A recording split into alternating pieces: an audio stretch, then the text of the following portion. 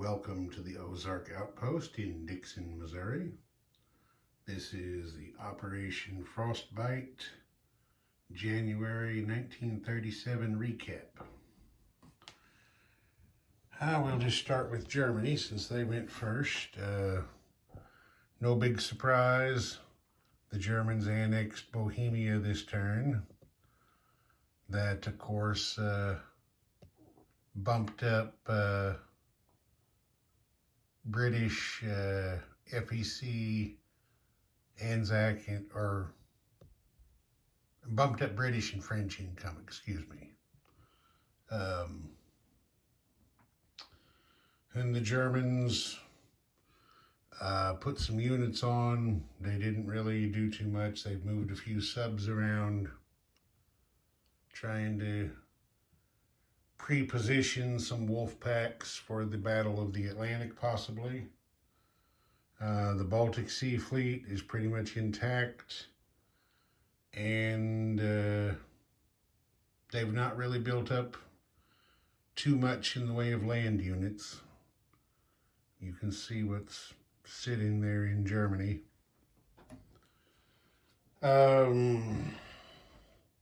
They have continued to lend lease to General Franco and the Nationalists down in Spain.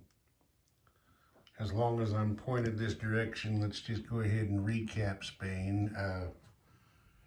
This turn, the Comintern, fell flat on its face. The dice were not good to them because now the situation here on the Iberian Peninsula is reversed. At the end of July 36, the Republicans had 7 units in place, the Nationalists 6. Now that's flipped. Franco has 7 units available, the Republicans have just 6. And 2 of their 6 are militia, sitting in Madrid there, non-offensive. So they actually only have 4 offensive units going up against 7 units for the Nationalists.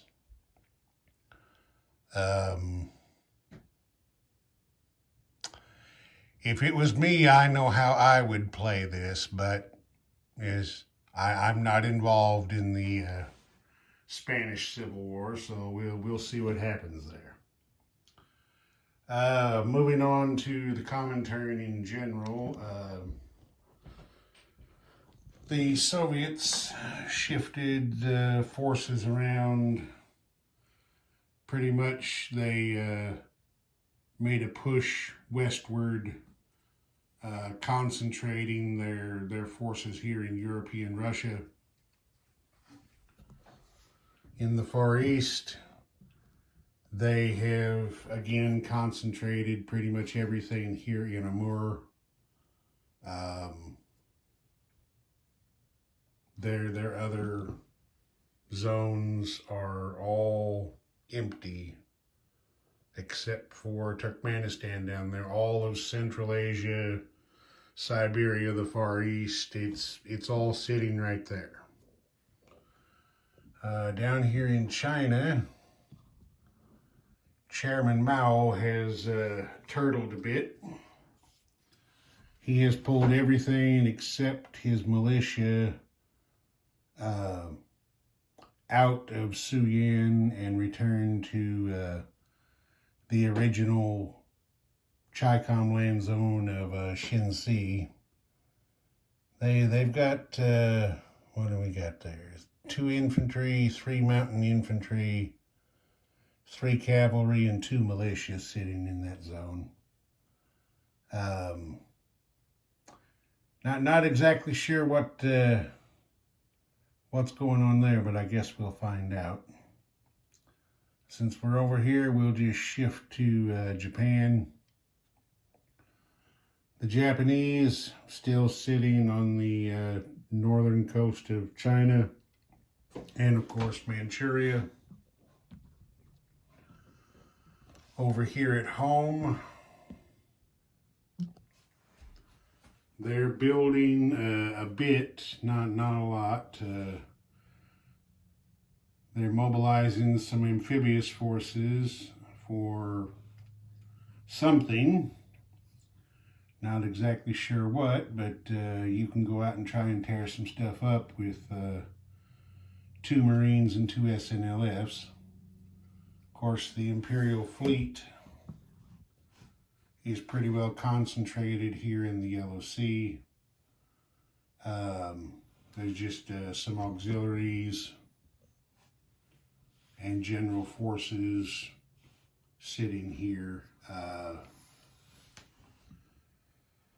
So it'll be interesting to see what Japan is actually up to. Could be any number of things. Well, let's go to Italy next. Italy, as you saw, they got a guy in there to secure Italian Somaliland.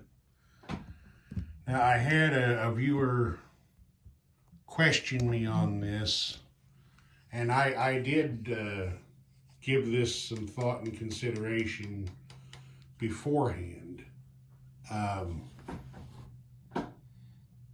Here was the situation before Abyssinia captured Eritrea.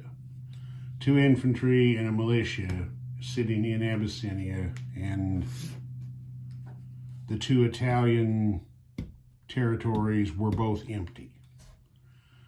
Now, what the viewer asked and what I considered was, why didn't I come over here for an unopposed attack on Italian Somaliland and capture it while the war was still going on here?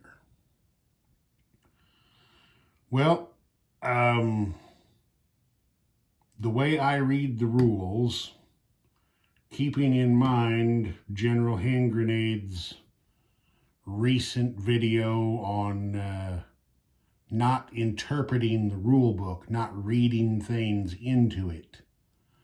His rule of thumb statement was, the rule book tells you what you may do. It does not detail what you may not do. So the way I take that is more than likely you'll be correct if you do what the rule book says you can do and don't try to do things if it doesn't say you can do them, if that makes sense. So anyway, in the rules it states Abyssinia, it specifically states Abyssinia may attack Eritrea. To me, that means all they are allowed to do is to try to recapture Eritrea, which was originally Abyssinian territory before the Italians came down and laid claim to it and sparked this war.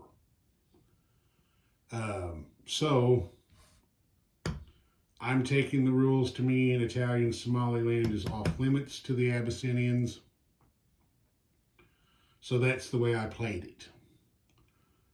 So the guy went over there and captured it and ended the war in an Abyssinian victory. Same viewer also wanted to know why I didn't keep the war going so that I could keep lend-leasing units into here in order to form a ready-made Free French Army in Africa, because Abyssinia wins this war, whatever's in Abyssinia automatically becomes Free French. Well, actually, when France goes to war with a major power, whatever is sitting here automatically becomes French. Well, I didn't see any great big need to build up a big force down here, and I thought, take what you can get while you can get it, because as you can see, Mark put a guy in down here to secure his territory. Now, if I had passed on that capture to keep getting Lend-Lease here, don't you think maybe he would have done that in Eritrea? Put a guy in there to secure that territory. Now, instead of a free walk-in guaranteed win, I would have had to fight for a mountain territory or desert. What is that? That's actually desert. Well, either way, I would have had to fight. I think that's desert. Yep, it looks like it to me. I would have had to fight for a desert territory, which means my infantry would have been rolling 1s instead of 2s against what I would assume would probably have been a colonial infantry rolling 4 in defense. So, as I said, I just decided to take the easy guaranteed win while it was available rather than risking disaster later on. Like I said, the war's won. This stuff is going to become French. And if the French want to, if the French player decides that's the way to go, if he's put in that position, he can always declare French Somaliland his new capital and take whatever Lend-Lease he gets and so forth right here and accomplish the same thing just later on. So that's the situation in Africa.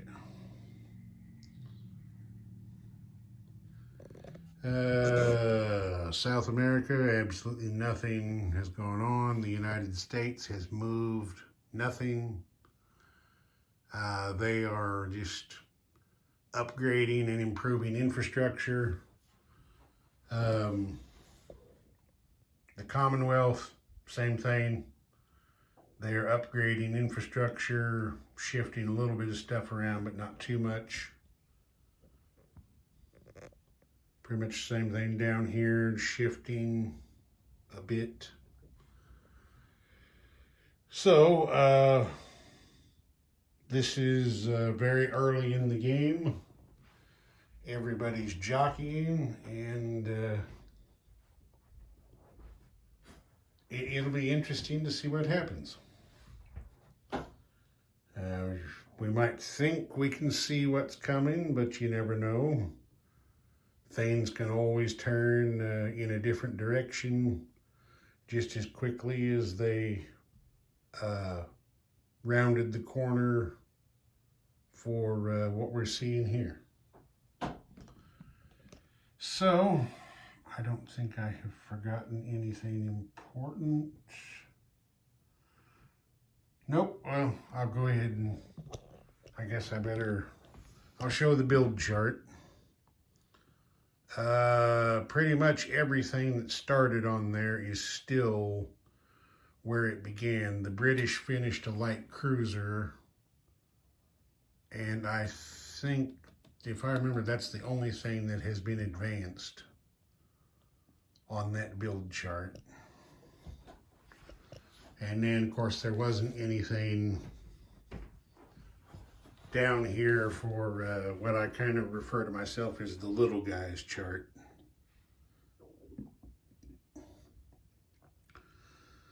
I decided to go ahead and have a separate chart for these guys so that corner is not so jammed up so bad. I mean, it's not like I don't have the extra room. Spread things out a little bit. Make it a little easier, not, all cramped and cluttered. All right, I think that'll do it for this one. Oh, wait. I was going to show you the income chart. There we go. So there's where everybody is money-wise. About what you would expect.